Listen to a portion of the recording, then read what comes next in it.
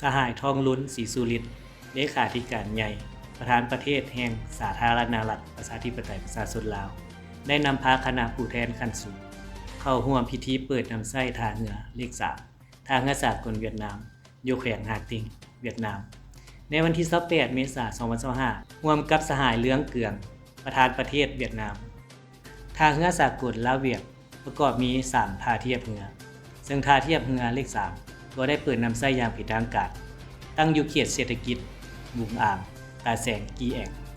แขวงฮาติงเวียดนาม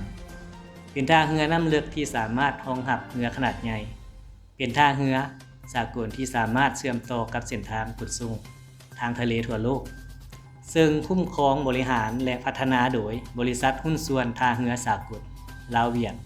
ในนั้นรัฐวิสาหกิจลาวเอเชียโทรคมในน้ำต่างหน้ารัฐบาลลาวถือหุ้นกับฝ่ายเวียดนาม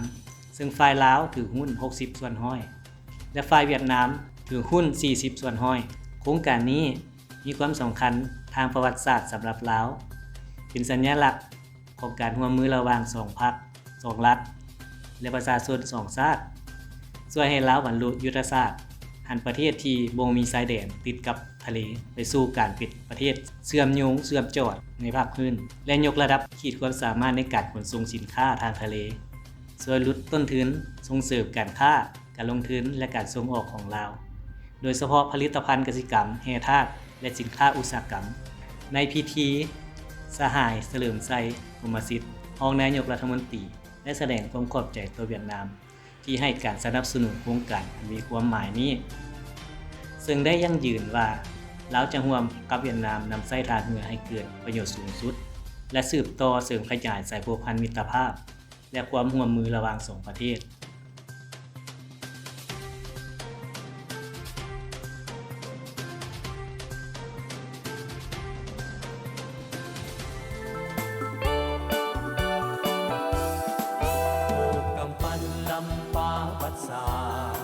เปิดสังกาดลาวยุคสมัย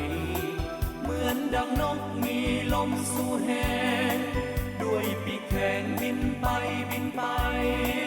สู่ทะเลมหาสมุทรกว้างใหญ่เพื่อเดินไปแลกเปลี่ยนซึ่งกันโอ้กำปั้นลำปาปัสสาเปิดสังกาดยุคไม่ลาวันหลายพันปีลาวบ่เคยฝัน